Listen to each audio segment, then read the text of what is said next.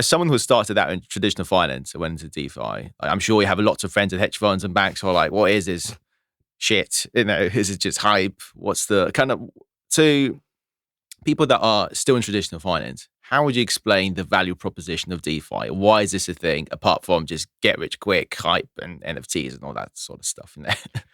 Yeah, honestly, I failed to explain it more times than I have succeeded.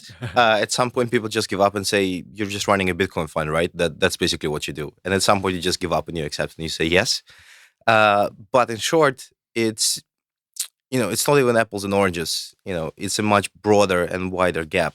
So I try to explain this to people as, I want them to think about DeFi and financial products as apps, right? So we have our iPhones with an operating system, and then we have apps, and then we have apps on top of apps, right? Which is very different to how a financial system works today. So, the very simple example I give to people with my banking background is: imagine that you want to get a mortgage, then you want to do an FX transaction, then you want to buy a stock, then you want to give the stock to a market maker to generate some additional fees, and then you want to buy insurance on that asset. Now, realistically, unless you are, George Soros, it will probably take you, 3 to 6 months to get all the accounts opened and get the transaction processed. In crypto and in DeFi, it will take you, 5 seconds basically. Mm. So everything exists as part of one flat platform. Everything talks to each other. Everything works together.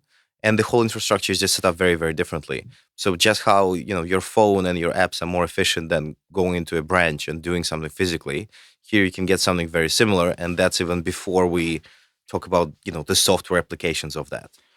I think when it comes to efficiency, a lot of people are like, oh, it's more efficient maybe, but where's the innovation? While there is innovation, efficiency is also innovation. We can travel to another country on horses or we can fly, and that makes a huge difference in terms of efficiency, right? Same with DeFi. Like, as you said, some things used to take 6 months, and now we can create, due to composability of Ethereum and other blockchains, we can just create stuff in matter of seconds. If I want to deploy a token, I don't have to list on the New York Stock Exchange. I could create a token and list it on Uniswap. It's done. If I want to create a financial index, I don't need to wait for BlackRock to create it. I can just use set protocol and say, I want an exposure to Raptor, Shiba, Whatever you want. whatever you want, right? Anyone can do it now. Or like you want to lend and borrow anything, you've got Euler, when you can just borrow, lend absolutely anything. If you want to use anything as collateral, there's some protocols like Kashi or Rari where you can do that too. So I think it's all about like flattening the curve of possibilities for everyone. At a bank, if someone wants to create a structured product that's really weird, they can do it in a second. That's true. That's absolutely true. But only 3, 4 banks can actually do it. Whereas here in DeFi, anyone can. So I think that's kind of also the value proposition, just efficiency.